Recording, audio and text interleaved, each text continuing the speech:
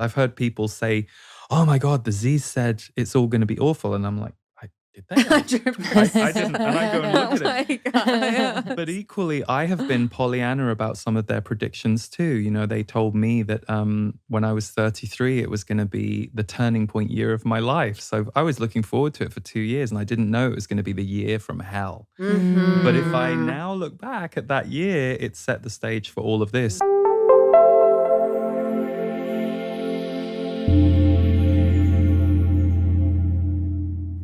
I hope you will consider joining me for Rebirth 2023, my most popular annual course.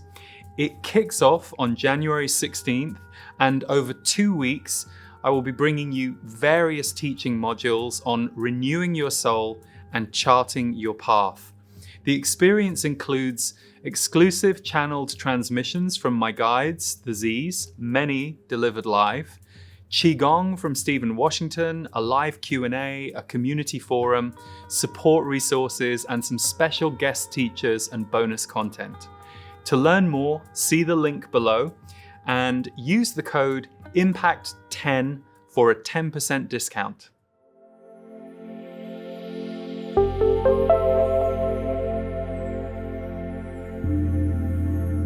Hello, welcome to Impact the World, and thank you for being here. As ever, if you are a fan of the show, we're a self-funded independent show, so it means a lot to us if you hit subscribe or leave a review or a comment, whether you're watching on YouTube or listening on any of the audio platforms.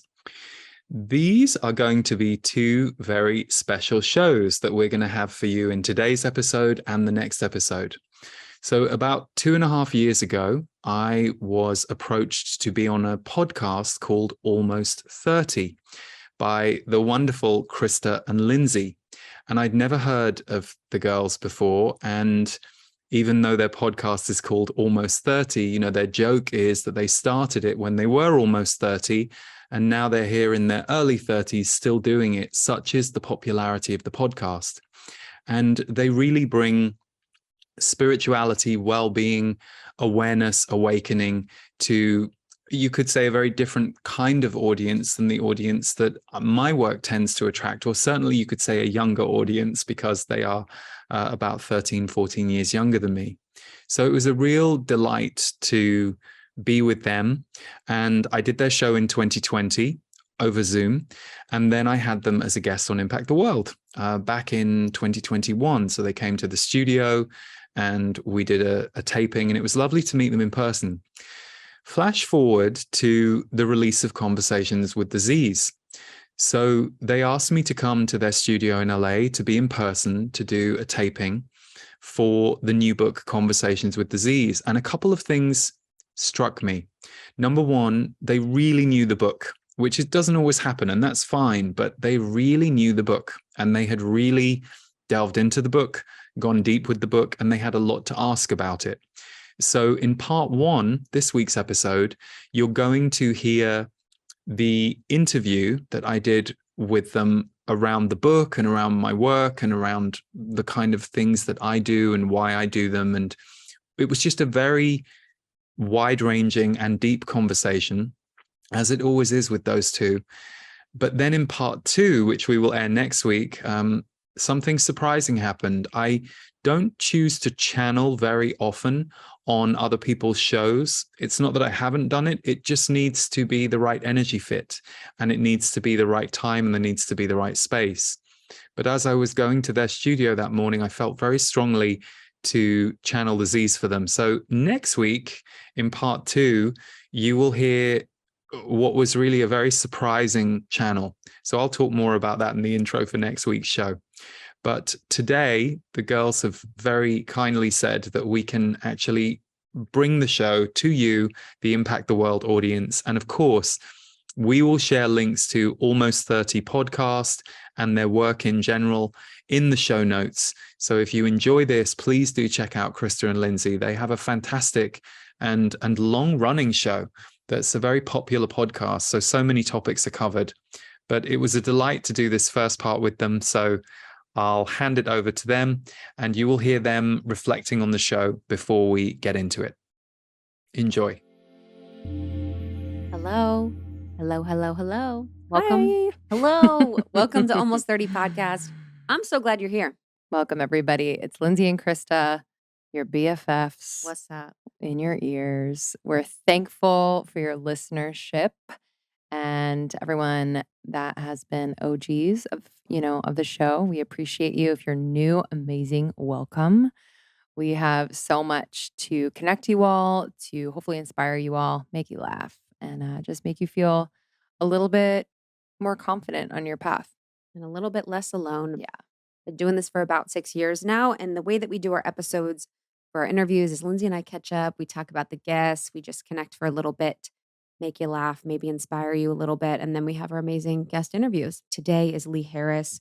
Lee is so incredible. He's been on the podcast before. We were also on his show, which was a deep honor. Love He that. is an intuitive, a channel, and a musician.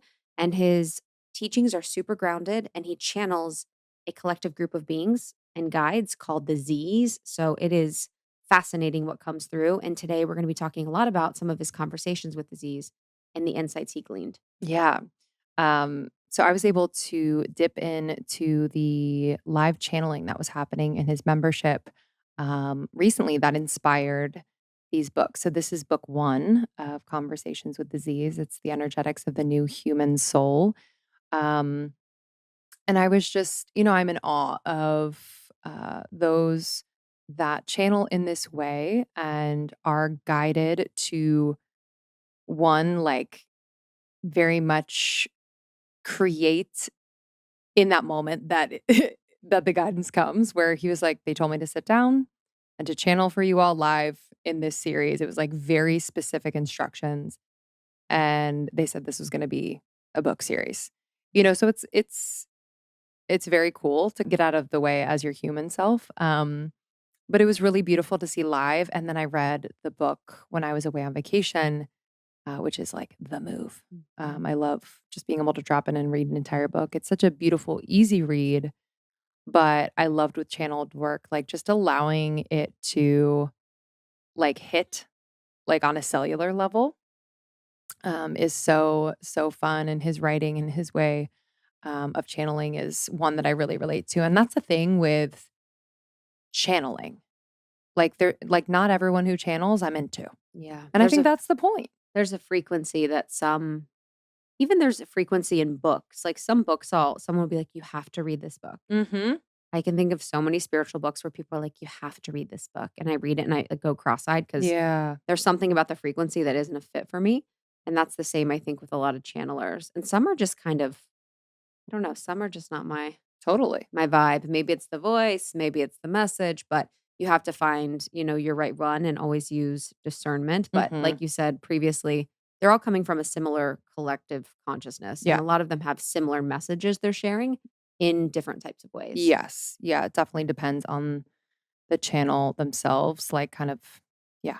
their life experience, their lens. I loved in his book Conversations with Aziz, the part about creating a multidimensional life for yourself. And I really loved this. In it, the Z's say, creating a multidimensional life for yourself, and that can be both an example and a benefactor to others, is a crucial next step. And that is a step that most of you at this point are taking great strides forward with. So, really, the power of role modeling and the power of really living an amazing life as a way to benefit yourself, be an example, and then also benefit others. Mhm. I think so many of us really feel like we're not doing enough if we're living a really good life, if, we're feeling rested, we're feeling satisfied, we're feeling, you know, whole and happy, and we feel like it's not enough. Yes. But that vibration is actually contributing to the collective vibration in such a really powerful way and setting such a great example. So I'm not one for saying that we're all off the hook to not do work in this world or not give back or not support, our ascension and the people that are suffering. But it is such a reminder that when we do live really well, it can be something that is benefiting the collective in such Yes. a really powerful way. Oh yeah, absolutely. Absolutely. Um, I love this piece from the book. It's kind of specific, but it made me smile. It was about babies. Babies feel that they are in the oneness with all the people around them and the world around them. And occasionally they notice that they are separate. And that's usually when a baby reacts in a negative way. They don't like it. What babies are often crying about is the brief realization that they have that they aren't in oneness. And then it goes away because they go back into the oneness dream. And then they hit another wall where they realize they're on a separatist earth. And of course, oneness can't exist on earth, as we have said. But the way that your human society has been structured, certainly in the past few hundred years, is not to live from a state of oneness. Yeah, I love to think about like just Mhm. the pureness Mhm. of babies and how they really experience, at least right out the womb, like just this oneness with all things. Yeah, in the Hermetica, which is one of my favorite books, there's so many Hermetic teachings about the soul entering the human body for the first time and Mm, sort of and it's interesting because it's old, Hermetic philosophies are so old, so it's sort of a little more um good and bad. And so it talks about how painful it is for the soul. It's like it's actually really graphic. It's like, and I don't know if I subscribe to this belief, but it's like a lot of the souls that are circling the earth, it's like are screaming. It says basically in the text, are screaming the entire the way down yeah. as they reach earth because they're so sad to like leave their multidimensional infinite Mm-hmm. self to like live in our body for a period of time. Dude. Which now we know you kind of exist on all elements, but it's actually very much like it is very painful for your soul Mm, to just kind of be existing in this body where we lose remembrance of our power, of our gifts, all yeah. of these things. So I can imagine that a little baby is just also too, they say that the first child for most women that have that get pregnant and give birth, that the babies go beyond their due date Mm-hmm. for the first. And so I think about that as like the babies are just like, okay, I am Like, wow. not ready for this. Yes, And how 100%. in our medical system now, they like they like induce labor if you go past.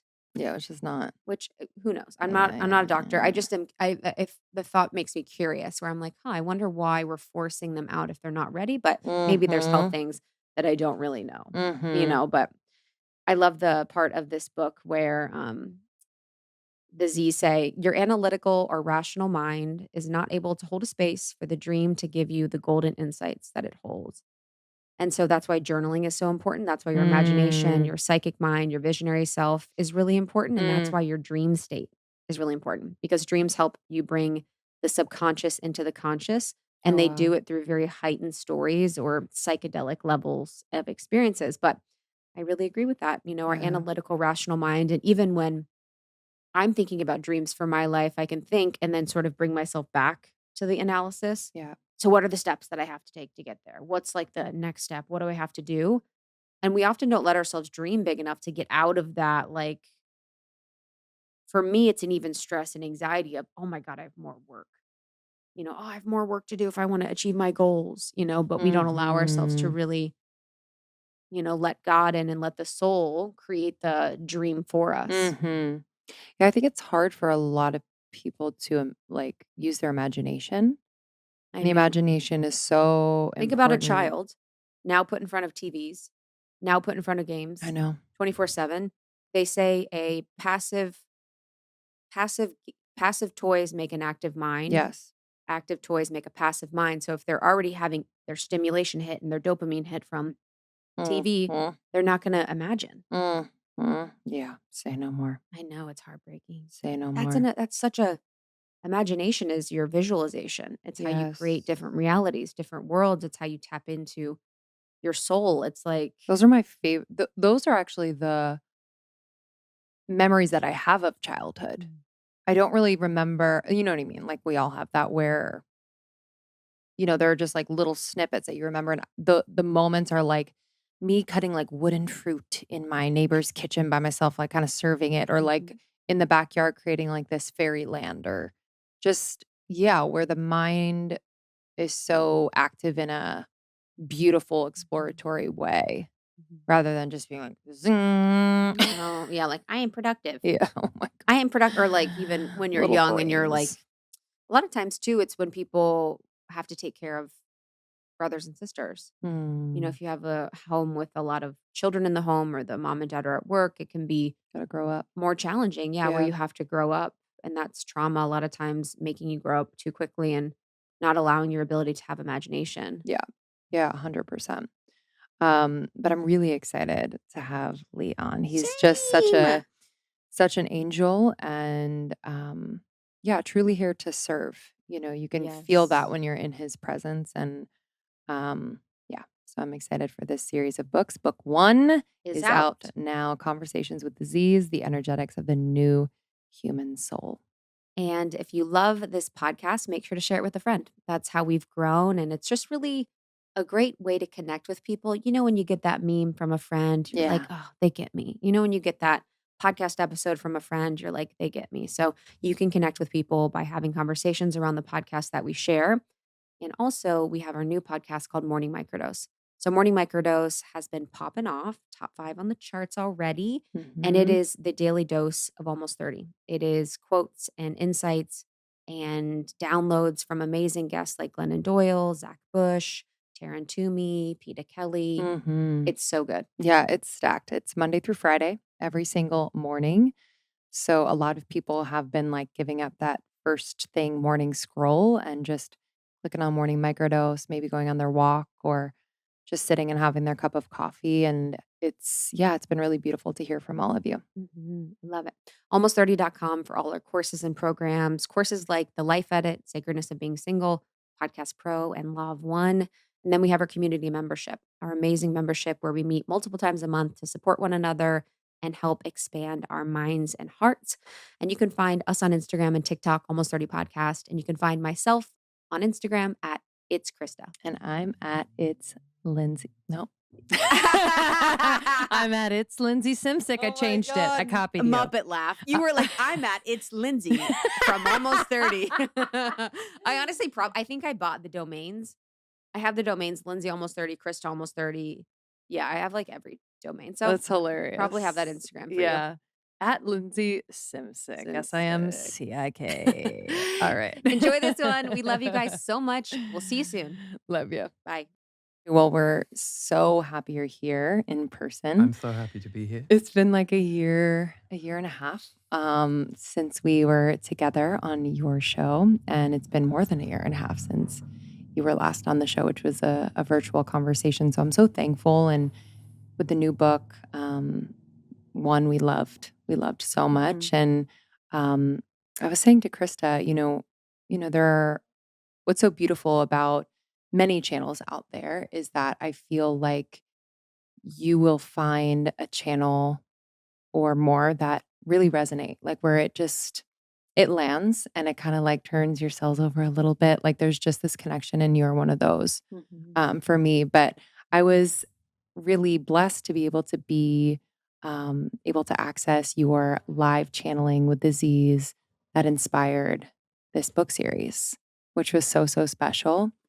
And I'd love to talk about, we'll get into kind of the basics of channeling because I do want to update or really bring in our audience on what that is if they're unfamiliar. But just in terms of this particular channeling, these books coming through, what did they say was the purpose, or what was that conversation with them about?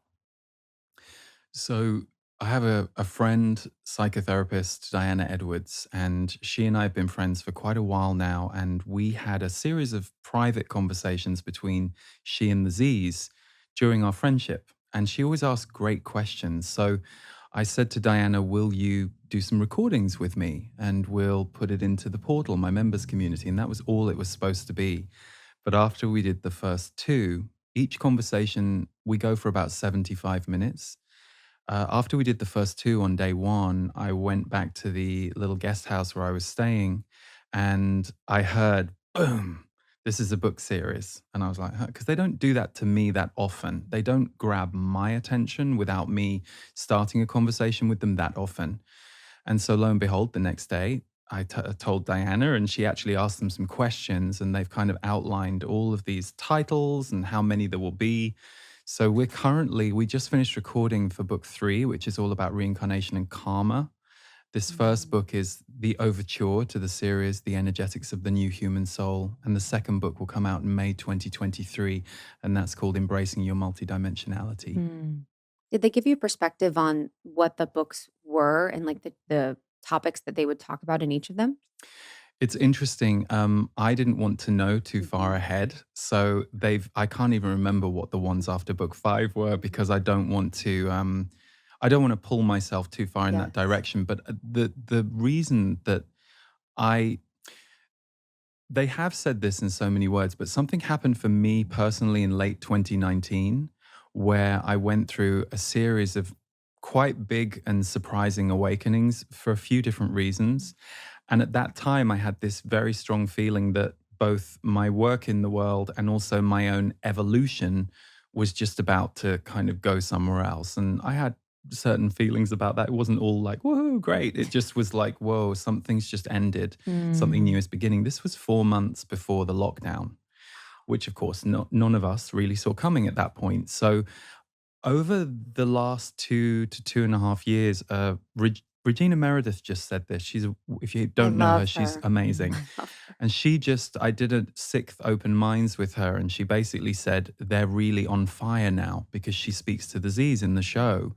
And I said to her, yeah, I think it changed a few years ago. And so to me, sure, you can look at that personally, but I always look at things collectively. I'm like, well, if they're on fire about certain topics and they're saying certain things, what else is going on in the collective that I'm not aware of, or what other messages are now emerging that it's time? Because the Z's always say they will only give us messages and information that will help us to keep expanding, because that's actually all that matters.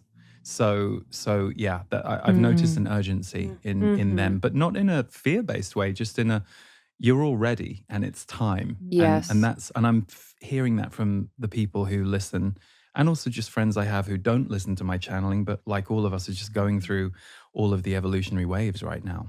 Yeah, and even in the last few years, just understanding the importance of timing. It's like time doesn't exist, and also the importance of timing, especially with information. Because if I think about, I feel like we were talking about something the other day where, and you said, I'm ready to kind of like speak on that now in a way. Like Mm-hmm. we've just had these moments of like, wow, a year ago, we were so contracted and so scared to have a conversation about, whatever. But I think it's so important. And, one of the messages from the Z's in this new book was that point about sharing information in a way that does not isn't destructive to humans. And so do you find that you've experienced kind of this like expansion of not only humans but like of the Z's to like reach more people and really connect and have their message be heard? I definitely have. I think on a personal level, I've got more surrendered to the Yeah. whole thing, because certainly as a young channeler, I had a lot of ego stuff around being very scared about how I'd be seen or how I would be disconnected from by certain people and I even had a couple of experiences to beautifully mirror that energy I was carrying with close friends. So I think I've got to the point now, I think partly age and partly doing this for so long, that I'm just a bit more aware that none of it actually matters. It doesn't mean I can live from that place 100% of the time, but that truth really is relative. And we have just seen that in the most extraordinary way in the last 2.5 years. And we've seen how many people, because of fear, would be willing to attack someone else or go to war with someone else. And we also saw leadership sowing those seeds as well. So I think there is a little bit of a everything's on the table now feeling that I think many of us have, even if, let's say, in the year of 2020, we were all a bit more in emotional shock. So I Yeah. really resonate with what you two say about feeling just a bit more ready to Mm-hmm. say the thing. Yeah. And I was someone, like many people, who would censor my truth for fear of how it might make someone else feel. And what I've come to understand is, so long as you aren't trying to attack someone with your truth, actually, it's okay that all of us, ourselves included, have these moments where we go, huh? We're not supposed to be that safe here in that way. And yet our programming, and I think the trauma of being alive makes all of us figure out, okay, what's my safe space? Where do I regulate myself? And I think I think there's been a tendency to really hold hard to that in the last few years because of everything that's gone on. Mm-hmm. I loved Absolutely. my favorite pages were like 67 through 70. I was like scribbling everywhere. And I would love in our conversation to kind of talk about the current times, and we can even go from the more seemingly dark to the light, which I think will be really beautiful because it's where we're going as a collective. But in it, it talks about basically when we think about the division, there's a group of beings or people, and there's a group that are invested in keeping us separate. And those type of people are dying, or that the energetic death of that group is happening. And so we will be moving to a place where once that sheds away, we will become closer together. But is that why there's so much division? Because there's a group that's invested in keeping us separate and keeping us from oneness? There are a few different things that they've shared around that. They keep referring back to 10,000 years ago. Hmm. And they say that around 10,000 years ago, and I haven't asked for specific dates, but they say around 10,000 years ago, our potential as souls looked very different. And the design of who we were meant to be as human beings and as souls on the earth was supposed to be far more expansive. But because of certain interference, that got clamped. Mm. And so human development, the gravity around us as humans got stronger and more dense. Now, some people hear that and they either freak out or they want to fight the who did that, which I understand, and I think that's a natural reaction. But actually, if you realize that something the Z's have been saying is everything we've seen in the last few years is simply the toxins rising to the surface that we've been living with all along. And I know it can be very popular to look at what's going wrong right now. And trust me, I mean, on any given day, we can pick the thing. But we often forget to also look at how certain things have evolved in the last 60 years in the most phenomenal way. And so, what the Z's say a lot is our point of focus is really important, not to live in denial or stick your head in the sand or bypass. And, most of us know not. We know how unhelpful that is, but they say you are generating energy right now on the planet. And there are a small but powerful group who would like to focus us on the negative, the doom and gloom, and we're all really in trouble. And I believe it's great to look at the data that you can see and to hear different voices and to take on board what people say. But it is interesting if you notice that trend toward the negative, where is it sending us? And I've literally met and seen people who've gone down with that and they're Mhm. still down Yeah. and they're struggling to come back up. One of the gifts the Z's gave me 15 years ago, and I still live by it, they constantly say, you realize you could die tomorrow. You could be gone. No matter what your age is, they say it's so easy to leave this planet. And they say that if we lived more from that place, we would be far more present and far less programmed. And one of the biggest things I noticed in 2020, understandably, was a lot of people got into fights based on fear for their life and fear for their physical existence. And I'm not judging them for doing it, but I found it very fascinating to kind of witness that when the truth is, actually, our life force is as precious, if not more precious, than our body. And yet we've been trained to forget that. Mhm. Yeah. Yeah. There's that deep forgetting. Have the Z's talked about that, where we forget just how powerful we are and we forget that we're not just a human body? Yeah, I mean, there are all kinds of things that we're supposed to forget, apparently. And I know, and they did recently say there are some people on the planet now who have a really good memory of, and they play a role. They're supposed to be a bit like, I always see mediums as one of the most powerful spiritual connectors that the mainstream has. Because the most skeptical person about spirit, who are they going to believe? Something that their relative said to them that there is no way this medium in front of them could know. So the relative becomes a bridge to the spirit to kind of gently wake up the person left behind. So they talk about the amnesia that we have is here for a reason. And if you have that kind of amnesia, as many of us do, don't worry about it. It's not a mistake. The reason that you have reincarnated and also chosen to forget your origins and how vast everything is because we're here to heal the planet as well as ourselves. That does not mean you're here to heal the planet on your own shoulders or on your own back, because there's a lot of us here and no one person can do it. But it does mean that they talk about ancestral energy, and they say we often think about that with our own genetic line. And they go, no, you're born into an ancestral collective energy the day you're born, and you're all working with that. That becomes your starting point.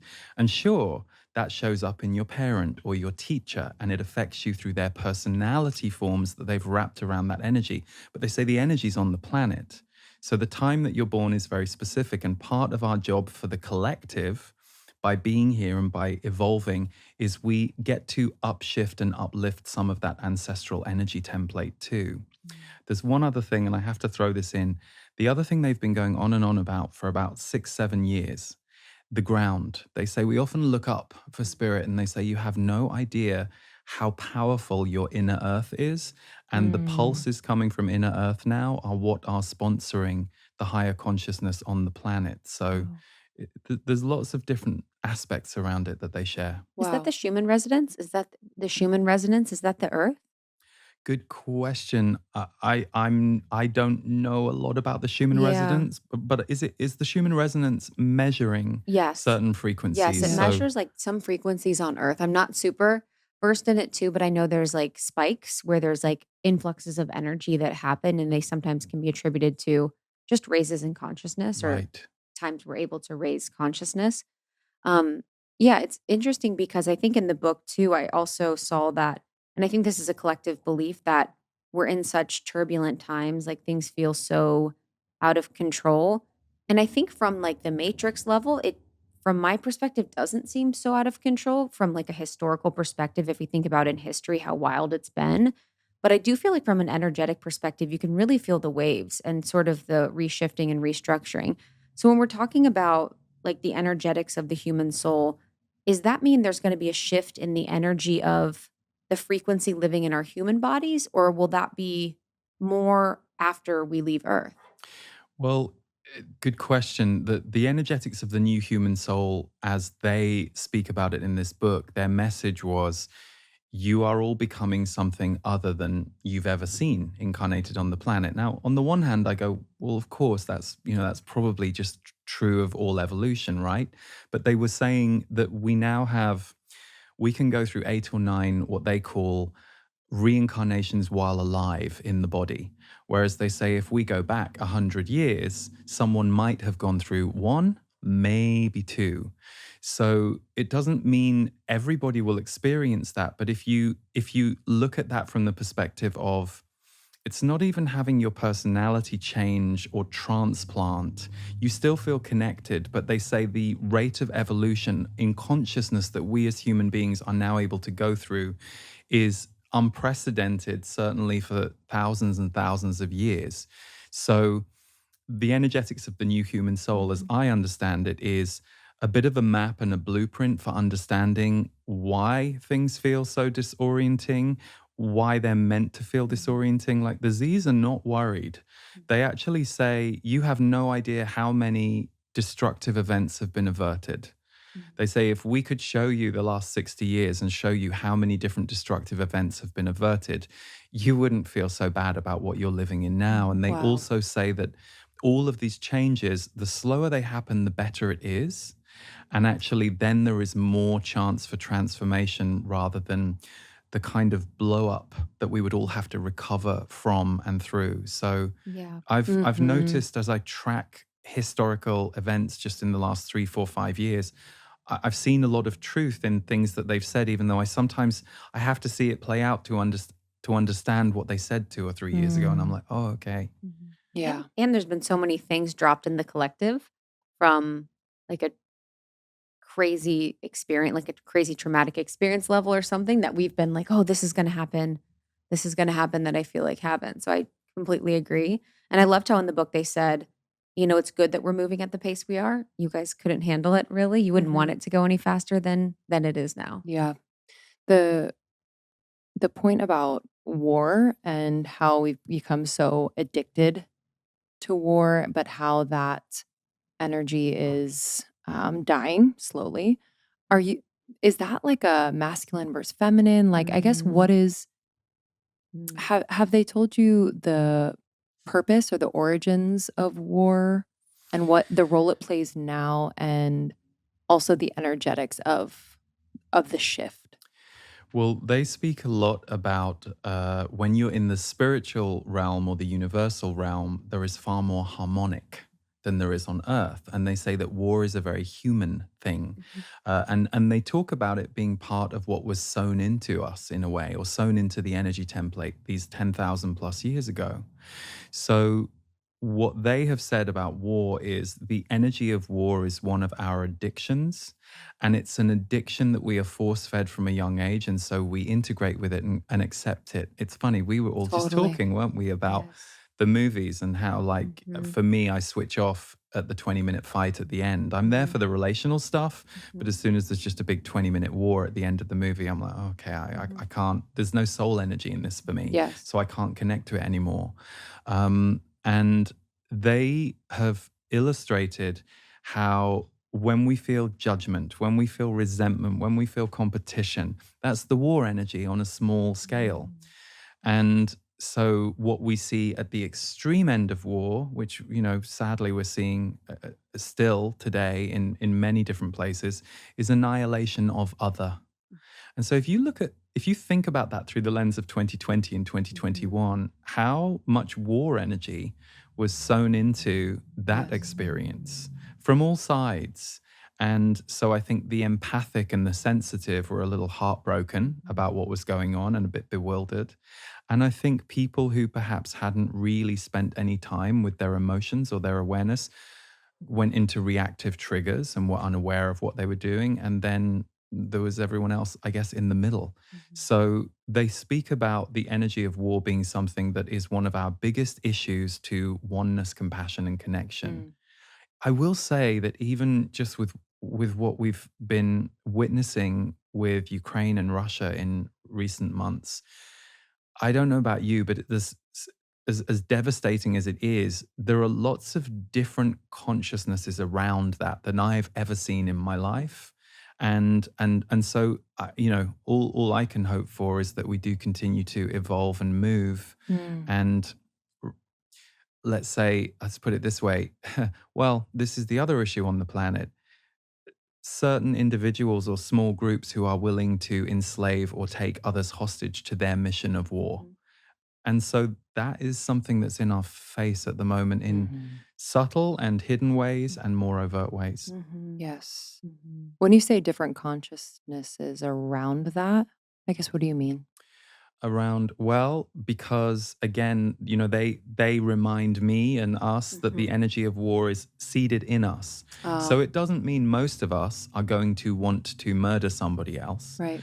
But the mini murders happen through our thoughts or our and it's Oh, and it's wow. not to judge us. It's not to, and this is really key because I think one of the biggest dis-eases in the self-growth, self-development world is any of us who were hard on ourselves can kind of see these spiritual rules and start beating yourself up. And the Z's always say, no, no, no. If you catch yourself doing something, if you catch yourself doing a pattern that you're not proud of or that you think you can evolve, that's the moment you should celebrate because awareness came to meet your pattern. And until awareness comes to your pattern, you cannot let your pattern go. And that was so helpful to me many, many years ago as someone who was equally doing the, why am I not over this? And they're like, because you're human and it takes time and certain things will move through you very fast and certain things won't. And you don't even realize why you're slow to heal this one thing.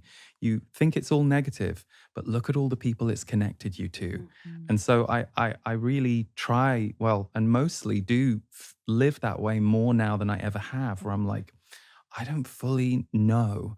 So why pretend to and why get my knickers in a twist, as we would say in England, because I think I know, and if I Yeah. catch myself doing that, I know it's time to take a breath and go, okay, Lee, step back. Yeah. Yeah, I know for me too, I had that. I don't know if I read it in a book or maybe watched it from you, but it was having the awareness of whether it was a healing that needed to happen or something I experienced where I allowed myself to just have the awareness be enough. And it was like just having that be enough, Mm-hmm. loving yourself through it, not being like, okay, now I'm aware. Now I have to do X, Y, and Z 100 things. And then making that more in the sort of self hate energy, Yeah. just kind of perpetuating the same energy where I'm like, okay, I was doing this because I didn't have enough self worth. And now that I see, now I'm going to do this to keep myself in the same energy because it's not enough. So always checking the energetics and coming with kindness. But you mentioned something about oneness, and I think it's so important to talk about. Law of One is some of my favorite channel texts. And so I was able to really learn about the concept of oneness and unity in a way that I haven't. And I felt like it was really beautiful to read your, the Z's perspective on oneness, because I think for me originally in 2016, when I first became aware of the idea, I was like, how could that exist? Mm. People are suffering, things are happening. You kind of think about diversity of everything seems good. So what's the balance between seeing and understanding oneness from a conceptual level, but then also seeing and recognizing the beauty of diversity on the planet of plants, nature, humans, all of that? Well, the one thing that they have said is that oneness is at this time on Earth very personal.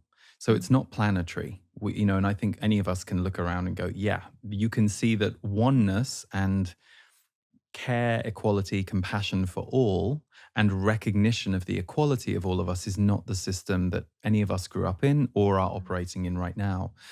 But, an example with what you just said is that moment of pure love that you have with your best friend when you two have just perhaps had a difficulty and you come to this moment of understanding and healing and just respecting the other. And the two of you look each other in the eye and you're like, my heart's open. Us and, Tuesday, right. Wednesday us morning. Tuesday. Us Wednesday morning. That clearing conversation. The same exact thing happened. Googly eyes. You're being very psychic today. Yeah, it's funny. very I wondered psychic if I was today. It's talking turning about you. on. We talked about the book earlier. Now we're talking about us. Yeah. I Very. wanted to avoid romantic relationship because that's the easiest one. And a lot of people don't want to be in a romantic relationship, or they aren't. So, and we've over glorified romantic relationship. The Z's say that. They say if we lived tribally, we wouldn't care. But they say love them. we're not dismissing the power of intimate relationship because it's how most of you are discovering oneness at this time on the planet. But they say you don't need that template. So they said if we were living in a oneness way, tribally, we would not be so fixated on one person. But that's a Wow. product of Totally. where The we Z's are. love polyamory, baby. Yeah, I think on some level, although they did talk about that once, and they said, what's your intention? Which I think, with Yeah. a few polyamorous friends I have, the ones who it seems to go really well for are the ones who are really clear about their intention, and they're really clear that they're willing to do all the work around it, because it's not always the party it's cracked up to be that I think many people think about it as. So yeah, the oneness piece has been very interesting. They've been talking about that a lot the last few years, and that we can not only have those experiences in ourselves, but the more we practice having them, you can have it with a tree. Can you actually go and look at a tree and just go, wow, that's alive, and it's been here longer than me, and it might be here longer than me. And like there are moments of wonder, connection, respect everywhere. And until we kind of create and generate more of them inside ourselves, we aren't going to feel oneness as more normal, and thus recognize when something is operating far away from it. And equally, we aren't necessarily going to bring that energy into the energy field of the world. One of the reasons that for me, it was so easy to see leadership through a different lens in the last few years was I recognized how many people were not in their hearts when they were speaking. And I was like, oh, that's going to be a problem for us going forward, because the Z's are always saying heart is the currency of the future.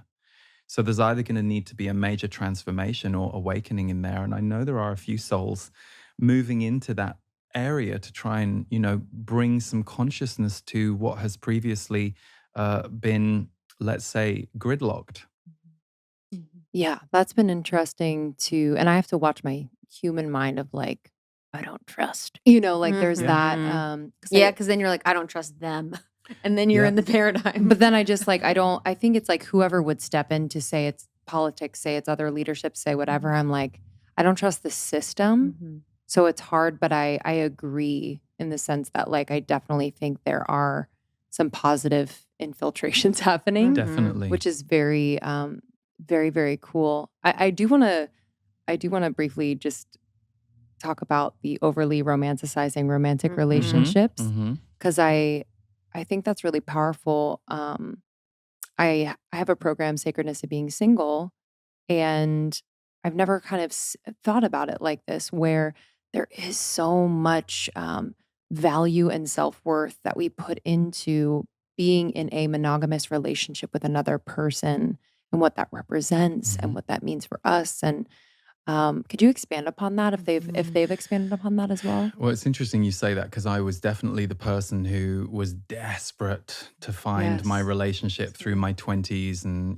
early 30s. And then I kind of let it go. And then, of course, lo and behold, Of I met course. Stephen and we're now met. Because so we're all married at this table, right? Yes. Okay. So it's interesting that what I now understand, and this is partly some of the things they've said and partly just some of the things I've noticed. And I'm seeing it with young people I know now who are just entering that early 20s phase. There's a couple of things going on. There's a sexual awakening, unless you are somebody who is asexual in your relationship, which isn't most people. There's a sexual awakening that you want to explore, and there's a healing energy there, and that's coming online. So that makes you seek that energy. But for most people who want to be in relationship, there is usually a healing drive. So, because we've been sold this idea of the one, your great love, and this is going to be the most important person, and then unless you had a family that you were just dying to get away from, you're navigating that weird thing where you leave the family nest and the group, and you're just going into early adulthood, and it's overwhelming. So, if you find this one person that you can now bring all your bag of issues to, and like project them all into this one person, I think a lot of us use those early relationships to just try and heal.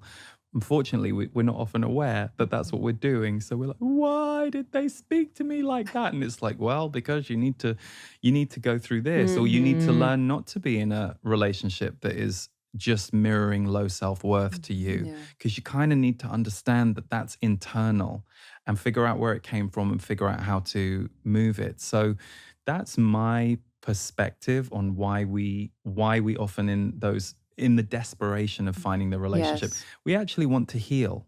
And so love, close fixation on someone else, sexual energy, those three things combined, they're like the perfect laboratory for you to really Mm. dive in. Yeah. Mhm. Yeah, the That's sexual powerful. energy, what is that? You mentioned there's a sexual energy coming online. And it's interesting when you say that, and I want you to say more, but I just want to say, when you say that, sometimes I get nervous because I'm like, sexual energy gets so distorted Hmm. by darkness, or I don't know, negatively polarized beings. So is it for positive, or is it just available as an energetic frequency and can be used in any way? So I've always experienced sexual energy as deeply creative. Mm. So I don't know about you or Mhm. anyone else who's ever created anything. Like I think when I'd been channeling for a while, I started to notice my energy waves a lot more than I'd ever thought about them before. And I would literally sometimes feel pregnant with something I was creating. I think my experience is a bit more integrated now. So and I'm constantly creating now too. But I remember the sexual energy piece that they spoke about. They say your sexual energy is part of your life force. So Mm. we have confused sexual energy with Mhm. the act of physical sex, whether that's with someone else, whether that's by yourself. But actually, they say sexual energy is moving through you all the time. And a lot of creatives are using sexual energy, and a lot of people who have a lot of energy and like to be social. So I remember once they said to me, well, you're all polyamorous, you're just not sleeping with everybody like you're polyamorous. And I was Mm. like, what do you mean? And they were like, well, when you go for coffee with your friend, there's usually some sexual energy there. Doesn't mean you're sexually attracted to them, and it doesn't mean you want to have sex with them, but it does mean that your base chakra is firing and is part of the conversation. They say what tips it over the scale is when it revs up so much that it manifests as desire for the other person, and that's when the chemical draw to a sexual relationship can happen. But to your point about things being distorted, I think what's so tricky about that is we aren't taught about sex when we're kids, and we're not taught about the sacredness of that energy. And I know for myself growing up, there were lots of girlfriends I had who were friends, not girlfriends, who I think often didn't have time to figure out their own sexual identity before they had guys coming at them And then a Mm. lot of them, it took them years to find their own sexuality without being literally kind of not literally, but energetically penetrated by the guy's desire before they really were able to find their own. And I think, Mm. unfortunately, that's a pattern in history that hopefully we're letting go of, the predatory, the invasive, and Mhm. hopefully there will continue to be an increase in the understanding about the importance of mutual respect, mutual celebration, mutual sharing. Because I remember reading something about guys years ago, and it made so much sense to me. It said men are exhausted of that behavior. Mm. So it's not that every Mm. man in your life behaves that way, but if that's how men have been fixed as being, then they're missing so much inside them as well that Yeah. they're not allowed Mm. to be, because that personality organization that they've had is very limited. Mm. And for me, that was kind of a bit of a revelation. Yeah, because Mm. it's also that's how they're portrayed in the media. Hmm. Where guys Mhm. think about the movies that we grew up with guys. It was pretty much Totally. all it's embarrassing. It was pretty much all sex, them being horny. It was just that whole concept and Uh-huh. idea. And that is so profound because I think about that was my experience where I had no idea why people liked sex but I was having it. I didn't really Mhm. get it, but I was Mhm. doing it. And Yeah. Mhm. yeah, it's like heartbreaking to think about that you're just kind of following along to what you think is normal because Yeah. it's sort of placed on you during that Yes. time. Yes. And I that penetrative energy without Yeah. I before mean, penetration where what do like, you mean?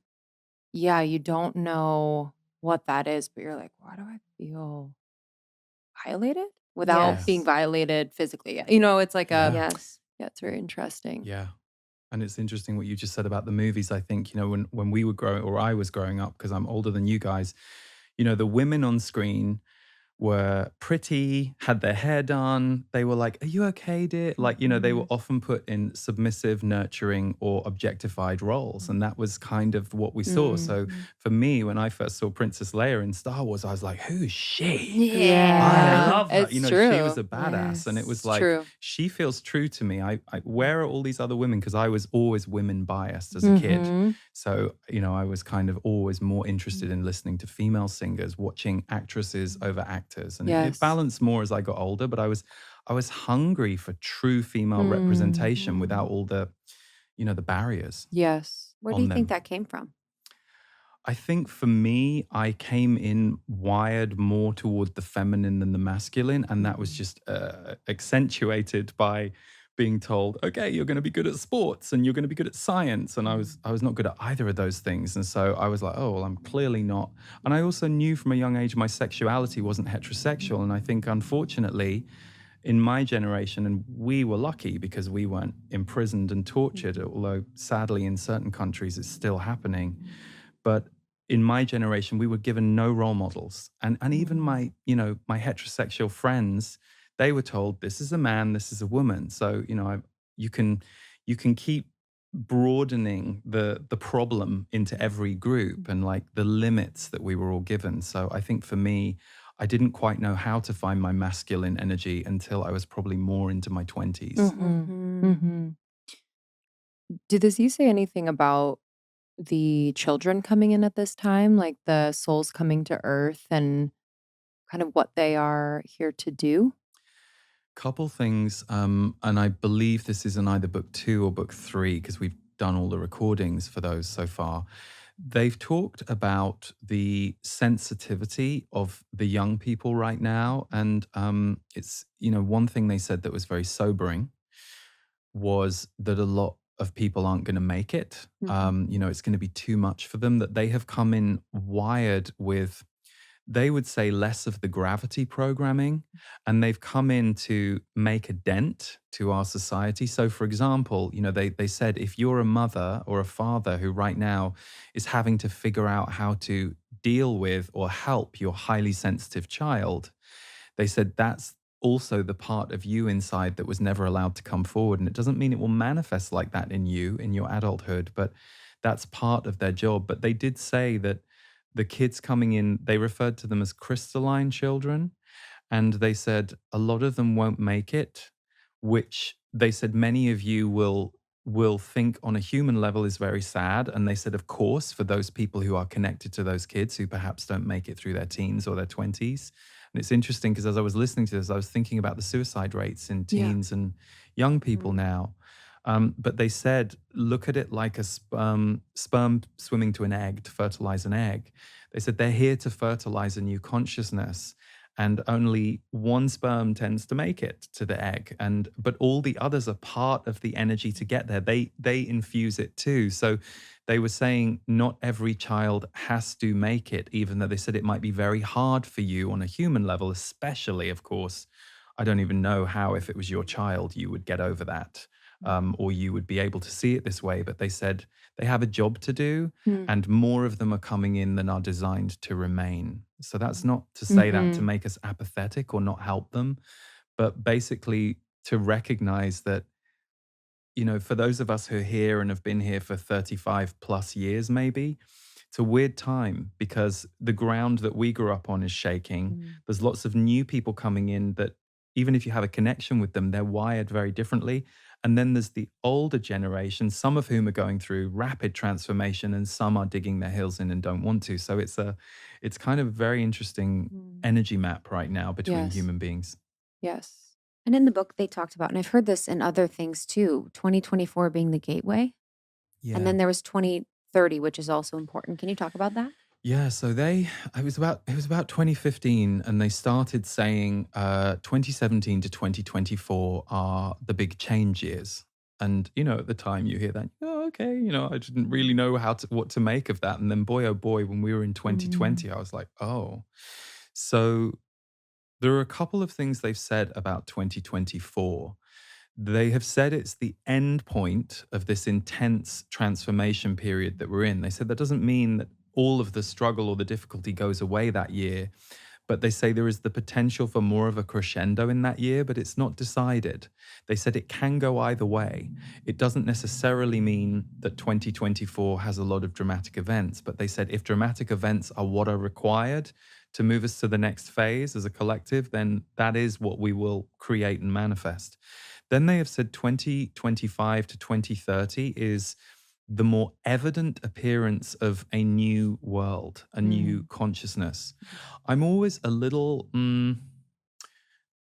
circumspect, maybe. When I get those kinds of predictions, I try not to go into them too much because it's very easy to overly interpret what they're saying the way you want to hear it or think about it, for good and for bad. I've heard people say, oh my God, the Z's said it's all going to be awful. And I'm like, did they? I didn't. And I go and look at it. Oh my God. But equally, I have been Pollyanna about some of their predictions too. They told me that when I was 33, it was going to be the turning point year of my life. So I was looking forward to it for 2 years, and I didn't know it was going to be the year from hell. But if I Mhm. now look back at that year, it set the stage for all of this. So Mhm. I try and stay loose with that, but we're in a very key time. And they say that by the time we get to 2025, the sun will illuminate the forward progress more than we can currently see it. But they said, in the meantime, keep looking for, celebrating, and generating evolution where you can. Mm. Yeah, I think that's so important to highlight the ability for us in this moment where there's so many opportunities to be like, this is crazy, this is Mhm. dark, this is not working, this is crumbling, this is chaotic, to yeah, in almost like the mundane and the small things, moments, people, experiences that are true light. Mhm. I mean, like taking a walk out in Yeah. nature and we're like, Mhm. absolutely Mhm. amazing. Yes. Just these little moments. And have they said anything about that, about just our ability right now to like literally experience heaven in a way? They not only talk about our ability to experience that, but they also talk about our responsibility to generate that for ourselves and for others. It's interesting because you use the word responsibility. You have to be very careful, especially in our field, because there are many people who are ready to, strap a responsibility onto themselves. Yeah, like, 100%. The yeah, self-help yeah. people are like, Right? I got room. Right. Yeah. So, and one of the best things they ever did for me was remind me that this world is not for me or anybody to save. And don't get me wrong, I was not under the illusion I was saving the world or anything, but it was like a paradigm shift for me. It was like, Mm. oh, no. And they say there is darkness on this planet, but there is a ton of light. And the darkness will always take your attention and your focus because that's what's sewn into our conditioning, our programming, and our systems. But they say you are here to build and help be one of the many, many, many millions of builders who are here to seed the foundation of something that is basically more conscious, because what you're talking about is consciousness and awareness. Mhm. Because I think if someone is conscious and aware, no matter what's going on in their life, and I have this, you have a challenge in the morning or something's upset you on the right because you feel for what someone's going through, and then an hour later, can you actually be in the present moment for 10 minutes? Mhm. That's the barometer of an ability to be with awareness, not I have to constantly be zen and avoid everybody's calls because they are bringing me down, and that can be a temporary solution if you haven't yet learned your boundaries. And many of us had to do that at times. But yeah, I think Mhm. they talk about creating it and generating it, not just to experience it, but that when we experience it in our aura changes. I mean, Mhm. those people that we love being around, they're not necessarily Yeah. the laugher riot or the one that's running around the party talking to everyone. Mhm. I'm always totally drawn by the people. I'm like, wow, why do I just feel so good in your aura? And I'm Mhm. like, oh, you've done some work here. You Yeah. weren't born that way, but you've reclaimed parts of your inner body. And I I like it because it's spacious. Mhm. Thank Oh, you. that's You so know? cool. That'd be cool to say to someone at a party. I know, honestly. I like that you've reclaimed parts of your aura. Yeah, I did. I had an experience where I was on a plane and sitting next to someone and they were talking to me and he was like, I just love being in your energy. I just, it feels so good. And I was like being mindful. I'm like, no siphoning. Like, I was just like, no siphoning, but like all good. But I was in such a bad mood that day. I was just like kind of slobbing around. And I was like, oh, I'm so grateful that the work even shows when I'm not trying, that Mm, when you like work to love yourself enough that even in those moments where you're not like, hey, Yeah. how are you? And you're efforting in yeah. the energy, you're like, I want to make you feel good. It was like, oh, just being in presence. Like Yeah. the energy field is speaking for me.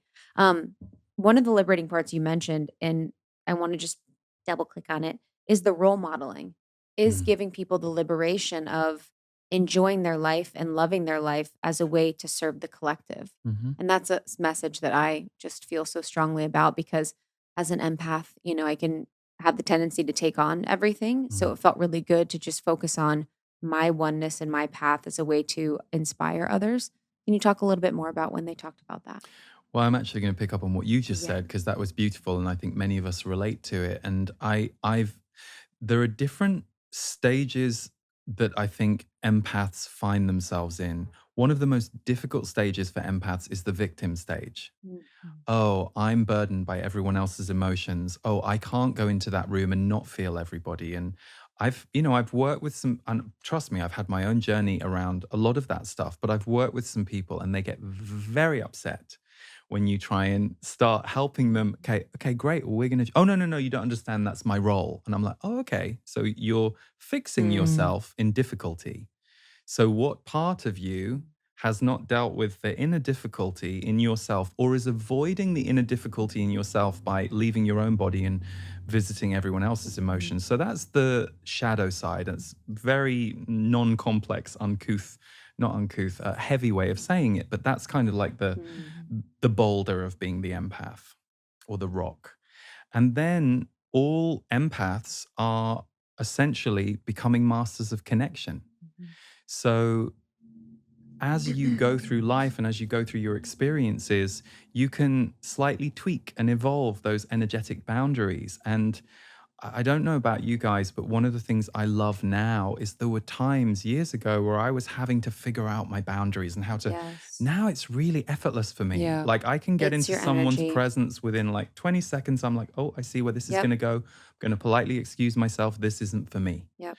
But 10 years ago, it was for me because I was dealing with my own enmeshment wounds. And so they were the perfect person Match. to cast. Mhm. So I actually think the evolutionary role of an empath is to essentially bring that oneness energy that you are trying to create and organize in the room outside you into your own body. And then the more it comes into your own body, the more it can emanate from within, and you're not getting trapped or tied with other people. You are instead reclaiming this connection to spirit and to other, and that creates this whole oneness wheel in you. But I think many of us, especially because empath wounds tend to be around being starved of connection, and because we couldn't connect to a society that wasn't very connected when we were kids, we often have to like go through those wounds and heal them, fill them in. And then gradually the empath goes, oh, I'm here for something far bigger than those relationships I was obsessed by in my 20s and 30s. But if I hadn't gone through that, I wouldn't have calibrated to the human energy field and human relationships in a way that might make me more useful as a mentor, as a voice, as an energy field in later years. You're being very psychic today. Yeah, it's wild. The It's empath wild. work is like Yes. what I want to really step into, because I was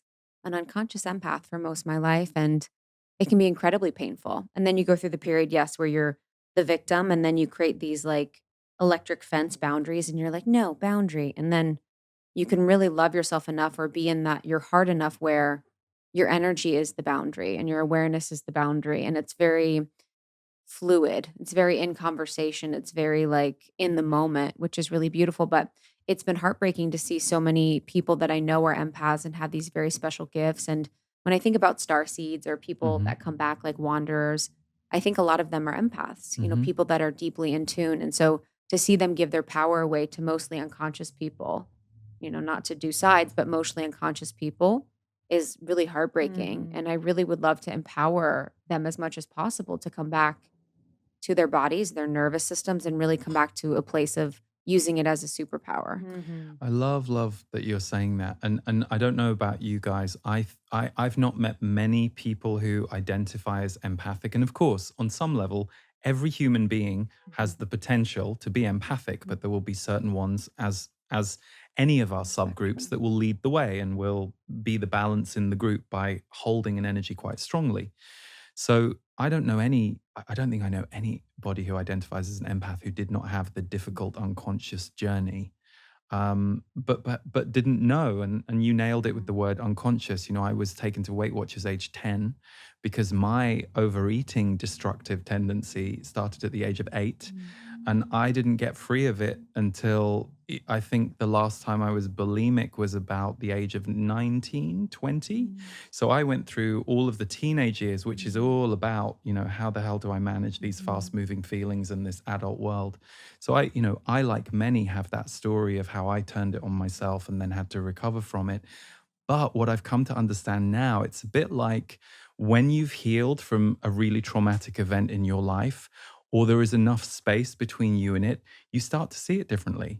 Like I look back at that now and I'm like, that was all of that, and all of the emotional pain and psychological darkness that I could feel at times in really strong ways kind of set me up for not only what I'm doing now, but even how I'm experiencing life now. So I think in a way, empaths do two things.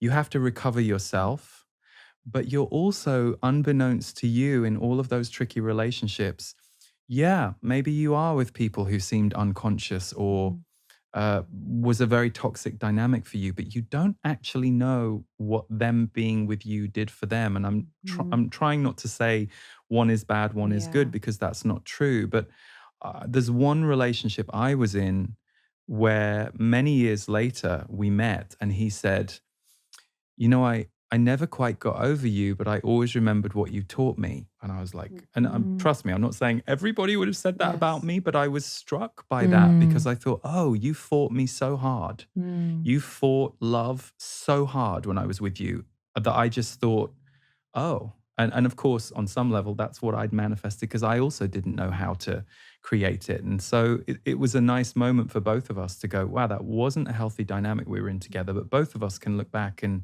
see the healing. So you never know. You never know why your jagged path happens for you personally, or for the or the ripple effect you have on the people that you go through things with. I feel like you share this fantasy Mhm. too, of like wanting to connect with those that you've been with either romantically or My maybe dream. previous friends or whatever, that you can have a conscious conversation about why you came together Mhm. and what you learned from each other, and just kind of like just have that really conscious Mhm. moment of like, wow, that's exactly why we came together. Like, I think that I would would be love so a table of all fun. my ex-boyfriends and just like, yo, like I cannot believe I was doing this or you were doing that or I was But I think that like my dream. if that happened more often, then that would be one of the many signs that I'm like getting there, Yeah. because that would be so beautiful to kind Yes. of set aside any. It's also 100% my ego being Yeah. like, I don't know. It's 100% wasn't I the best? It's not. It's not But 100%. like, It's like 43. yeah, But there yeah. is a lot where I'm just like, oh, I would love to use my tools now and be like, hey, I'm so Mhm. sorry that I was Yes. completely whatever. And, you were doing this or I was, and just kind of being able to like go through the process of it, especially being someone that was an empath and really didn't know what was going on a lot of times in a lot of situations. So Mhm. here's a question for you, because I love what you're saying and I agree with you, but does you now need healing from you 10 years ago? Meaning, for me, the conscious conversation is really easy to have when I've let go and I've moved through it. Yes. And then the conscious conversation, it's not that it's not nice, but isn't it funny that we often crave the conscious conversation when we're Yeah. in the pain? Mm. And something you just said made me think about this war dynamic that we have again of, isn't it interesting how today, and we've seen this a lot with cancel culture, we as a society, there's a large portion of society that still wants to kill somebody off. Mhm. I remember there was an incident with I don't want to mess his name up, but was it Jussie Smollett? Mhm. Yes. And I remember when Yes. all of that happened, I was so moved. I saw Iyanla Van Zandt on a red carpet. Just happened to be on some red carpet, and I saw a clip of it that night. And someone said, "What do you think about everything that's gone on with?" And of course, it was all about villainizing and judging and shaming and all of that stuff. And she said, "He needs our help." She said he needs our help, and I was like, "Yep, Wow. that's the energy of oneness. Like, are we allowed to transform?" So with our exes, are they allowed to transform? Some people go, "I don't want Yes. to see them," Mhm. because because you don't want to see them because you never want to see them again, or how would you feel if they've transformed and they're Yeah. no longer holding the energy they were holding? And what about you? Have you transformed? So I think that would be a really amazing conversation. And Mhm. I'm struck by my older friends who are in their 60s and 70s who will talk to me about, yeah, there comes a point where you're like, yeah, we had a conflict. We fell out, but Mhm. I love you. And the reason that we fell out is because of the love between us. Mhm. And there is something to just kind of seeing the cosmic joke of it all. Mhm. But that's not easy when you're in pain and when a wound has been activated and the person with whom you co-activated that wound is not the person you can be with to repair it. Yeah. Mm. I wonder if we'll talk to our kids like this when they're having like I moments. know. I Do you know can't what I wait. mean? I think you I will, but I also think you two are going to be in trouble because your kids It's on the true. day that I you're already not know. speaking this way, they're going to go, "You wouldn't say that on your podcast," and you'll be like, Yes! That is You Dude, won't be so allowed. the true. record that we have I know. online that our kids are, I mean, my They're kids gonna will be not like have internet until they're lame. 30. Yeah, they're gonna be like But, like- lame. Your lame podcast. Yeah. They're like, Mom, you're almost 60 now. What are you gonna do? Oh. My gosh. I would love to shift.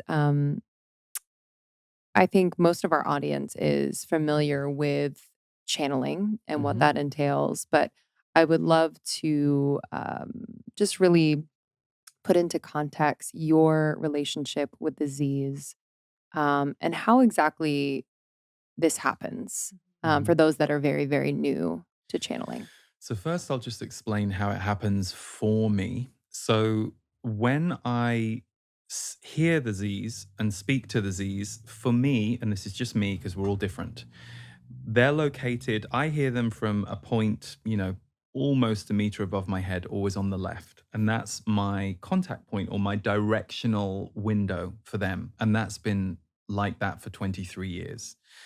When I'm channeling for others or for a group or for a recording, I am semi-conscious, meaning I could stop the channel at any time. Like if I wanted to, push myself back into my body and my mind. But there is my experience is I get to sit behind and I hear what they're saying. I forget it pretty quickly afterwards, because it's fast and it's not my information. So I can't always track what they're saying or understand it. But it's like I let a stream, their use of my language facility come down through the front of my face. They never go lower than my throat. Like I don't feel them going down into my body, but they do say they use my chakras and my energy, and that's the meld. So that's how it works. Mhm. And then when I first met them, I was on the subway in London, and I think we probably talked about this on the last show I did with you guys. But part of my biggest issue with the channeling was believing it was real, because I thought, well, surely I should be a raw vegan doing yoga every day in some monastery before this can happen, because I was not pure. I was somebody dealing with all his own stuff, and I was 23. I had a lot that I was still unpacking. But to me, there's something brilliant about that, because I'm like, well, what do you mean it happens on a subway on my way to my fundraising job for Greenpeace? How can I be sifting through all these negative thoughts and then boom, there they are? And they said, we've been with you since childhood. You heard us until you were 6. And then you couldn't hear us anymore. You didn't, we needed to back off so that you could go through all of your earth stuff. But we reconnected with you 2 years ago through the music. So I started hearing music when I was 21. And as a music lover, that was like, oh my God, this is what I want to do with my life. And so there's been this sequence of events for me. So I always argue to everybody, we can all channel. It doesn't mean we're all going to meet our guides like I did, but we can all speak to our higher self or our soul. So I say to everybody who's interested, sit down with a piece of paper or do what I do. I use my iPhone and I use notes and write down, what does my soul want to tell me today? And then just let yourself write for 2 or 3 minutes. And I've done this in, hundreds of people in a workshop room. I've turned this to them, and some people are like, oh, I thought I was just listening to you do it. But I've never seen anybody not do it. Everybody can write something. And most people, when they've written it, they start crying.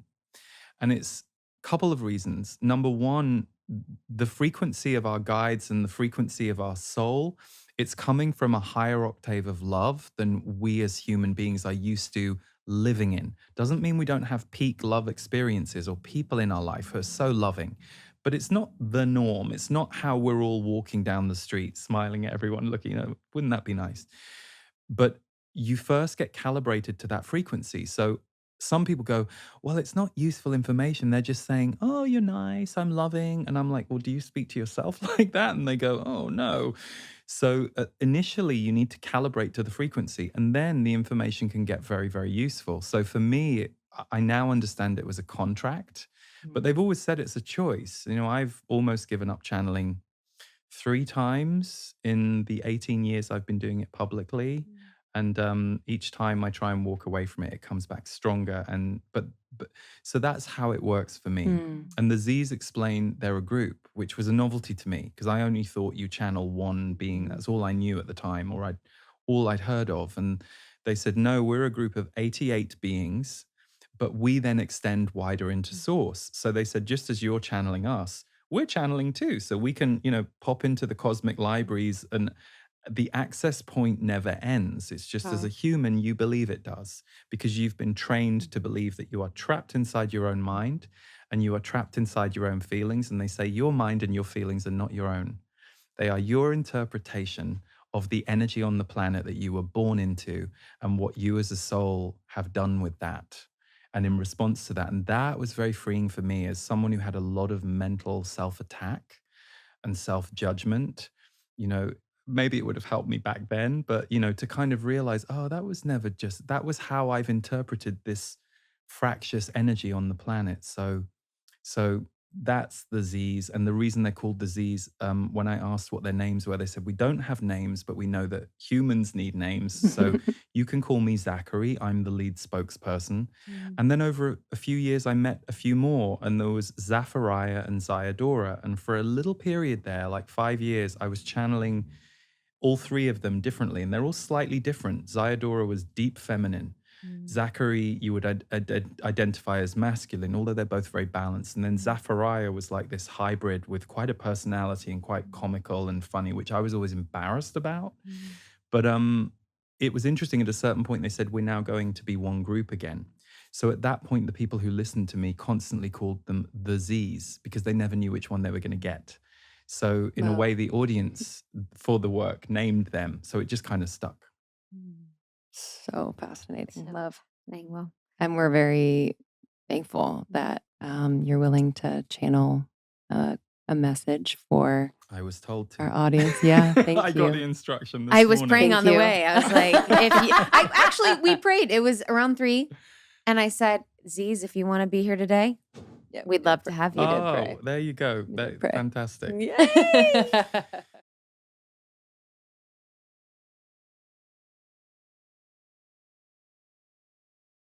I hope you can join me for Rebirth 2023. This will be our 6th year of holding a rebirth experience in January. And it's something that I originally created because I recognize that the end of a year and the beginning of a new year is a very potent and fertile time for us to let go of what we have walked through and call in what we would like to call in for the year ahead. So as well as practical and grounded guidance around how we do that and open to that, I also bring in my guides who will be very specifically working with the energy of 2023 and what we are about to walk into to help us center, ground, but also call in what it is that we want to next create. The rebirth experience is very multidimensional. We have everything from Qigong to dance to channeling to grounded teaching to energy exercises to meditations to music. We try and bring you as much as we possibly can in as rounded an experience as we can offer so that you can really immerse yourself in one of the themes for this year, which is renew your soul. It's something we all need to do on a daily, weekly, monthly basis. So a huge focus of Rebirth this year is renew your soul, and the other side of it is chart your path, helping you to map out the year that you're walking into with intention, with clarity, and with joy. So we look forward to you joining us for Rebirth 2023, where you can renew your soul and chart your path.